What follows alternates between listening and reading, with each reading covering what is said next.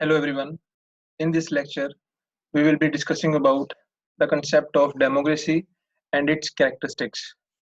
So in present century, the most common or most famous form of government is democracy. In fact, in 20th century, there was a rat race and battle cry for democracy.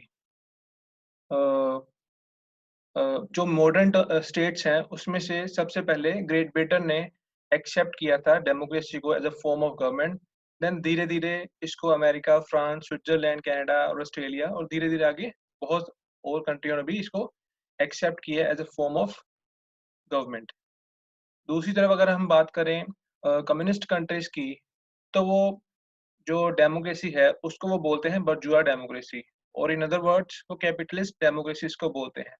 वो बोलते हैं कि अगर आप real democracy को enjoy करना चाहते हो तो वो होगी पीपल्स डेमोक्रेसी, और पीपल्स डेमोक्रेसी आपको सिर्फ सोशलिस्ट कंट्री में ही मिल सकती है।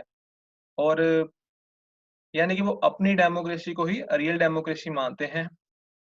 और जो डेमोक्रेसी होती है इसकी भी बहुत सारी फॉर्म्स हमें देखने को मिल सकती हैं।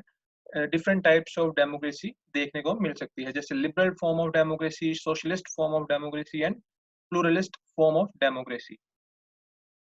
जो वर्ड है डेमोक्रेसी, ये ग्रीक के दो वर्ड्स डेमोस और क्रेटोस से मिलके बना है। डेमोस का मतलब होता है पीपल एंड क्रेटोस का mean power, so it means peoples power. तो जो गवर्नमेंट होती है डेमोक्रेसी में, इसमें जो पावर होती है लोगों के द्वारा इस्तेमाल की जाती है। और डेमोक्रेसी का जो कंसेप्ट है एक्चुअली ये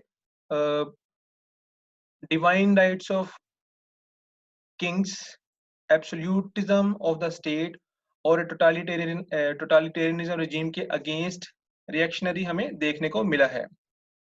इसके जो चीफ एक्सपोनेंट्स हैं वो है Rousseau, John Locke, Montesquieu, J S Mill, T H. Green, Bentham, Lindsay, Hobhouse, Barker, Laski, MacIver, Vilfredo Pareto, G Mosca and Robert Michael.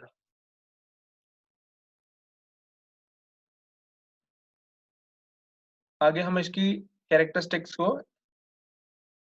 Discuss करेंगे। First is sovereignty with the people. Democracy में जो supreme power होती है it is always vested in the hands of people. वो अपनी इस power का इस्तेमाल कैसे करते हैं? Through their representatives. तो डेमोक्रेसी में आपको यूनिवर्सल एडल्ट फ्रेंचाइज का कंसेप्ट देखने को मिलता है, जिसमें हम अपने रिप्रेजेंटेटिव्स को इलेक्ट करते हैं और वो स्टेट के लोगों के प्रति रिस्पॉन्सिबल होते हैं। तो अल्टीमेट जो सुप्रीम पावर होती है it is vested in the hands of people. Second point, state and government are considered means. जो डेमोक्रेसी है उसमें स्टेट और जो गवर्नमेंट होती है उसको एक साधन की तरह इस्तेमाल किया जाता है। जो एक इंडिविजुअल है उसकी ओवरऑल डेवलपमेंट हो सके और उसके लिए स्टेट और गवर्नमेंट क्या कर सकती है, वो सरकार और स्टेट की तरफ से आपको एफर्ट्स देखने को मिलेंगी। यानी कि ये सपोर्टिंग स्टेप का रोल निभाती हैं for for the individuals of the society. On the other hand, if we are talking about political system like dictatorial system, वहां पर जो स्टेट होती है वो मीन्स नहीं होती, वहां पर एक जो इंसान होता है, इंडिविजुअल होता है, वो मीन्स होता है to achieve the desired goal of the state. Similarly, if we are talking about socialist country, तो वहां पे भी जो स्टेट का रोल होगा, जो स्टेट का पोजीशन होती है वो एक इंडिविजुअल से ऊपर होती है। वहां पे जो सोशलिस्ट कंट्री होगी वहां पे सोशलिज्म को एस्टेब्लिश करना प्रायोरिटी होती है। तो वहां पे भी जो स्टेट होती है और गवर्नमेंट होती है उनको ज़्यादा इम्पोर्टेंस दी जाती है compare to any individual. Next point, faith in the rationality of man. Democracy ये मानती है कि हर एक इंडिविजुअल में इतनी रैशनैलिटी, इतनी समझ होती है कि वो अपने किसी भी तरह के इशू को सॉर्ट आउट कर सकता है, क्योंकि हर एक इंडिविजुअल के पास इंटेलेक्ट होता है।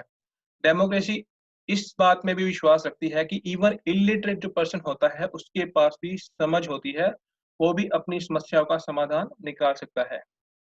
उसकी इसी काबिलियत के कारण वो अपने ऊपर रूल कर सकता है और वो अपने लिए रिप्रेजेंटेटिव इलेक्ट कर सकता है, और जो वो रिप्रेजेंटेटिव होंगे उसके बिहाफ पे वो सरकार चलाते हैं और अल्टीमेटली वो इंडिविजुअल को ही रिस्पॉन्सिबल होते हैं।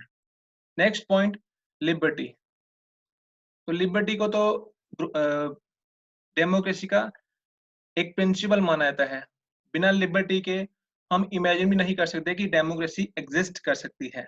तो liberty means right to give thought and expression to every individual of the land, right to form association, right to freedom of to accept any religion, right to preach any religion, right to criticize the government, right to adopt any profession, right to adopt or hold any occupation। हर एक तरह की आपको ये जो हमने discuss की है liberty आपको डेमोक्रेसी में देखने को मिलती है। देन इक्वलिटी एंड फ्रेटर्निटी, ये दोनों भी one of the most important principles हैं डेमोक्रेसी के। इक्वलिटी की अगर हम बात करें तो ऐसी एक सोसाइटी क्रिएट की जाती है डेमोक्रेसी में जहां पर किसी भी तरह का डिस्क्रिमिनेशन नहीं देखने को मिलता। वहां पे हर एक के साथ इक्वल ट्रीटमेंट किया जाता है on the basis of caste, creed, place of birth. किसी के भी साथ डिस्क्रिमिनेशन नहीं हो सकता। एट द सेम टाइम किसी भी पर्टिकुलर कम्युनिटी को या पर्टिकुलर क्लास के व्यक्तियों को स्पेशल प्रिविलेजेस नहीं दिए जाते। अगर दिए जाएंगे दैट मीन्स इक्वालिटी का कंसेप्ट वहां पे नहीं फॉलो हो रहा। Next point, fraternity. Fraternity means to promote brotherhood among the people. तो ये जो फ्रेटर्निटी का कंसेप्ट फ्रेंच रेवोल्यूशन से ही फेमस हुआ है। इक्वालिटी, लिबर्टी एंड फ्रेटर्निटी, ये तीनों ही वर्ड फ्रेंच रेवोल्यूशन से फेमस हुए हैं और उसी में से बाद में इंडिया के कॉन्स्टिट्यूशन के प्रीएम्बल में इनको ऐड किया गया था। तो प्रमोट करना ब्रदरहुड को, एक फीलिंग ऑफ लवनेस वाली एक दूसरे में प्रमोट करना। Next point, provision of fundamental rights. तो जहां पर भी आप डेमोक्रेसी देखोगे वहां पर फंडामेंटल राइट्स का भी कंसेप्ट आपको देखने को मिलेगा। जो फंडामेंटल राइट्स होते हैं वो इंडिविजुअल के फेवर की बात करते हैं, जो उसकी ओवरऑल डेवलपमेंट होती है उसके लिए जरूरी होते हैं फंडामेंटल राइट्स। तो इंडिया की बात करो या अमेरिका की बात करो, फ्रांस की बात करो, ये सारे ऐसे देश हैं जहां पर फंडामेंटल राइट्स प्रोवाइड करवाए जाते हैं। हर एक देश में होते हैं, इसका नाम अलग अलग हो सकता है। जैसे हम बात करें अमेरिका की तो वहाँ पे फंडामेंटल राइट्स को बिल ऑफ राइट्स बोला जाता है। तो नाम अलग अलग हो सकते हैं बट फंडामेंटल राइट्स हर एक देश में प्रोवाइड करवाए जाते हैं जहां पर आपको डेमोक्रेसी देखने को मिलती है। Next point, independent and impartial judiciary. तो लोकतंत्र में जो भी जुडिशरी होगी वो अपना काम इंडिपेंडेंटली करेगी। Even it is mention in Indian constitution under article 50, separation of judiciary from executive. Judiciary अपना अलग से काम करेगी और एग्जीक्यूटिव अपना अलग से काम करेगी, यानी कि जो गवर्नमेंट्स होती है वो जुडिशरी के काम में किसी भी तरह की इंटरफेरेंस नहीं करेगी। एट द सेम टाइम जो जुडिशरी होगी वो अपने डिसीजन इम्पार्शियल सुनाएगी और जुडिशरी के ऊपर किसी भी तरह का प्रेशर नहीं होगा गवर्नमेंट की तरफ से। इंडिपेंडेंटली काम करती हुए जुडिशरी देखने को मिलनी चाहिए हमें लोकतंत्र में। Then rule of majority. Rule of majority in the sense कि देखो फिक्स टाइम पीरियड के बाद इलेक्शंस होते हैं डेमोक्रेसी में। फॉर एग्जांपल अगर हम बात करें लोकसभा की तो टोटल 545 सीट्स हैं जिनमें से 543 सीट्स पे इलेक्शंस होते हैं। तो 273 आपको पता है कि 50% हमारे मेजोरिटी मानी गई है। तो अगर कोई भी पार्टी या group of political party means अगर कोई भी अलायंस 50% सीट्स जीतता है तो जो रूल ऑफ मेजोरिटी है उसको वो फुलफिल कर रहे हैं। तो इसका मतलब उनकी वो नेक्स्ट टेन्योर में सरकार हमें देखने को मिलेगी। Next point, respect of public opinion. Democracy में जो इंडिविजुअल है या ग्रुप ऑफ पीपल है उनके ओपिनियन को भी ड्यू इम्पोर्टेंस दी जाती है। वो अपने व्यूज को एक्सप्रेस कर सकते हैं अपने विचारों को सरकार के आगे रख सकते हैं या डिफरेंट सोर्सेस के थ्रू अपने विचारों को शेयर कर सकते हैं। और डेमोक्रेसी में हर एक इंडिविजुअल के व्यू पॉइंट को रिस्पेक्ट दी जाती है, उनकी केयर की जाती है। Next point, faith in peaceful and constitutional methods. तो डेमोक्रेसी में और सोशलिज्म में सबसे बड़ा जो फ़र्क है, वो आपको यहाँ पे देखने को मिलेगा।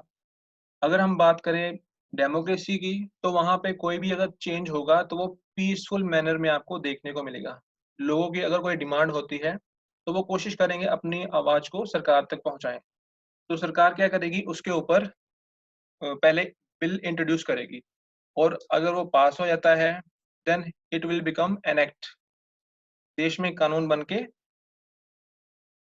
लागू हो जाएगा। ऑन द अदर हैंड अगर हम बात करें सोशलिस्ट कंट्री की, तो वहाँ पर हम वॉयलेंस को भी एक्सेप्ट करते हैं।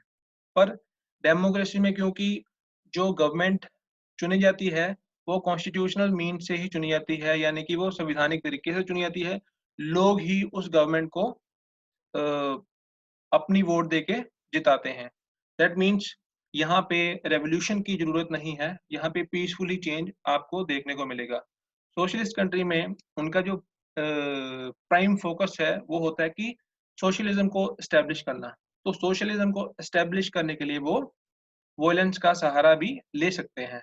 डेमोक्रेसी के बारे में अक्सर ये फेमस लाइन है कि government is changed by ballots not by bullets. Ballot आपको पता है कि जिसमें आप वोटिंग करते हो, बैलेट पेपर जिसको बोलते हैं, पुराने टाइम में होते थे। Not by the bullets, bullet के साथ सिस्टम या गवर्नमेंट चेंज नहीं होती, जहाँ पर आपको डेमोक्रेसी देखने को मिलती है। Next point, freedom to form opposition parties. तो डेमोक्रेसी की ये भी एक बहुत ही अच्छी खासियत है कि जो ऑपोजिशन पार्टी है, उनको सप्रेस नहीं किया जाता। उनके भी इनफैक्ट व्यू पॉइंट को रिस्पेक्ट दी जाती है। बहुत सारी लोकसभा में, राज्यसभा में आपको कमेटीज देखने को मिलती हैं, जिनमें ऑपोजिशन पार्टीज के मेंबर भी रहते हैं। तो उनके भी व्यू पॉइंट को ड्यू इम्पोर्टेंस दी जाती है। अगर हम बात करें किसी ऑपोजिशन एक पार्टी को 1/10 सीट्स मिलती है लोकसभा में, तो उनका एक मेंबर होगा जो कैबिनेट लेवल का रैंक प्राप्त करता है। Next point, open competition for political parties. तो यहाँ पर हर एक पॉलिटिक्स में क्या होता है कि ओपन कंपटीशन होता है, उसमें कोई भी पार्टिसिपेट कर सकता है। तो अक्सर हम देखते भी हैं, क्योंकि India multi party system follow करता है, तो अलग-अलग पार्टीज इलेक्शंस लड़ती हैं, उसमें से एक पार्टी जीत के हमारे सामने आती है। यो या अगर कोalition होगा, तो अलग-अलग पार्टीज हमें जो ग्रुप होगा कोalition पार्टीज का अलायंस, वो जीत के आके गवर्नमेंट बनाता है। तो यहाँ पे किसी भी तरह की रिस्ट्रिक्शन नहीं होती, ओपन कंपटीशन उनमें देखने को हमें मिलता है। नेक्स्ट जो कैरेक्टरिस्टिक है डेमोक्रेसी की, पीरियोडिक इलेक्शंस। तो एक स्पेसिफिक टाइम पीरियड होता है, उसके बाद आपको इलेक्शंस देखने को मिलते हैं डेमोक्रेसी में।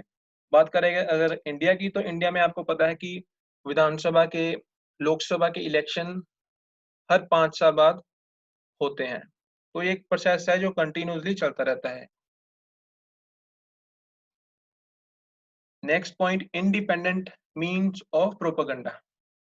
तो जो हमारे, जिसको हम बोलते हैं कि fourth pillar of the government, media, वो अपना इंडिपेंडेंट रोल यहाँ पे प्ले करते हुए देखने को मिलेगी। डेमोक्रेसी में ये इंडिपेंडेंट होते हैं, अपना व्यू पॉइंट इंडिपेंडेंटली रख सकते हैं। अगर हम बात करें कम्युनिस्ट कंट्री की, तो वहाँ पे जो मीडिया होता है, वो इंडिपेंडेंट नहीं होता, वो स्टेट के अंडर ही होता है, वो सरकार के अंडर ही होता है। तो मीन जैसे न्यूज़पेपर हो गया, मैगज़ीन हो गए, रेडियोज़ हो गया, टेलीविज़न हो गया, ये इंडिपेंडेंटली पब्लिक ओपिनियन को, लोगों की जो ओपिनियंस होती है, उनको उनके ही सामने रख सकते हैं। Then rule of law, individual क्या चाहता है, उसी के अकॉर्डिंगली यहाँ पे सब कुछ नहीं होता। जो देश का कानून होगा, लॉ ऑफ द लैंड होगा, उसी को फॉलो किया जाता है। अगर किसी को पनिश किया जाएगा, तो according to law of the land ही किया जाएगा। और किसी भी इंडिविजुअल को एक ही पनिशमेंट के लिए 2 बार पनिशमेंट नहीं हो सकती। अगर किसी ने एक जो गलती की है, तो उसको उसके लिए 2 बार पनिशमेंट नहीं किया जा सकता। Next point, decentralisation of power. लोकतंत्र को शायद ये बहुत ही ज्यादा इम्पोर्टेंट बनाता है, और दूसरों से एक बिल्कुल ही अलग पीक पे अगर डेमोक्रेसी जाती है तो शायद डिसेंट्रलाइजेशन ऑफ पावर के कारण ही जाती है। डिसेंट्रलाइजेशन ऑफ पावर मीन्स शक्तियों का विकेंद्रीकरण। लोकतंत्र को अगर हम मजबूत देखना चाहते हैं तो उसके लिए जरूरी है कि डिसेंट्रलाइजेशन ऑफ पावर हो, यानी कि जो पावर है उसको डिस्ट्रीब्यूट कर दिया जाए। इनके बीच में डिस्ट्रीब्यूट कर दिया जाए between central government, state government and local government. तो इंडिया में इसको अच्छे से फॉलो होते हुए आप देखते भी हो। इंडिया में आपको पता है कि फेडरलिज्म का कंसेप्ट है जो उसको फॉलो किया जाता है। फेडरलिज्म का कंसेप्ट भी यही फेडरलिज्म का कंसेप्ट भी इसी के बारे में बात करता है, division of power between central government and state government. Next point, pluralistic character of society. तो एक ही सोसाइटी में आपको अलग अलग कास्ट वाले, अलग अलग धर्म वाले, अलग अलग लैंग्वेजेस वाले लोग देखने को मिलते हैं। इवन इंडिया के कॉन्स्टिट्यूशन में शेड्यूल 8 में 22 लैंग्वेजेस को रिकॉग्नाइज किया गया है। तो अगर हमारा कॉन्स्टिट्यूशन ही प्लूरलिटी को एक्सेप्ट करता है, दैट मीन्स लोकतंत्र की एक खूबी है, उसकी एक पहचान है। यानी कि एक ही जगह पे आपको अलग अलग कास्ट वाले, रिलीजन वाले लोग मिलेंगे और उनको एक्सेप्ट किया जाता है। यानी कि जो वैरायटीज होती है in the nature, in character of the people, उनको एक्सेप्ट किया जाता है। Then man is a moral being. तो एक जो व्यक्ति होता है उसमें इतनी काबिलियत मानी जाती है लोकतंत्र में कि वो अपना सही और गलत को अच्छे से जान सकता है, क्या राइट है, क्या रॉन्ग है, क्या अच्छा है, क्या बुरा है, क्योंकि वो एक मोरल बीइंग है। और मोरल बीइंग के नाते वो दूसरों के जो राइट्स है उसकी रिस्पेक्ट भी करता है, उसकी जो ड्यूटीज होती है वो उनको भी अच्छे से परफॉर्म करता है। एट द सेम टाइम वो जो स्टेट के कानून होते हैं उनको भी अच्छे से फॉलो करता है, जो उसके टैक्स होते हैं वो टाइमली उनको पे करता है, जो पब्लिक प्रॉपर्टी होती है उसको वो प्रोटेक्ट करता है, क्योंकि वो रैशनल बीइंग है, मोरल बीइंग है। उसकी ये कैरेक्टरिस्टिक्स मानी जाती हैं डेमोक्रेसी में। Next point, responsible government. तो डेमोक्रेसी में गवर्नमेंट को रिस्पॉन्सिबल माना जाता है, क्योंकि सुप्रीम पावर जो होती है it is always vested in the hands of people, and if any government is not working in a right manner, then people have right to dissolve them। लोगों के पास इतना अधिकार होता है कि अगर वो सरकार के काम से सेटिस्फाइड नहीं है तो वो सरकार को डिसॉल्व भी कर सकते हैं। क्योंकि इंडिया के कॉन्स्टिट्यूशन में एक ऐसा प्रावधान है कि अगर ओपोजिशन पार्टी को लगता है कि रूलिंग पार्टी, जिसने अभी तक 5 साल पूरे नहीं किए पर वो 5 साल से पहले ही अपना 50% मेजोरिटी को खो चुके हैं, तो वो जो कंसर्न डिपार्ट हाउस के जो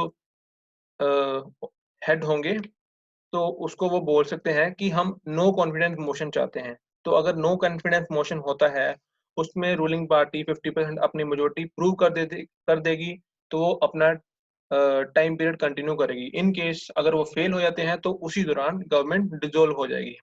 तो इसका मतलब कहीं ना कहीं जो गवर्नमेंट होती है वो रिस्पॉन्सिबल होती है लोगों के प्रति।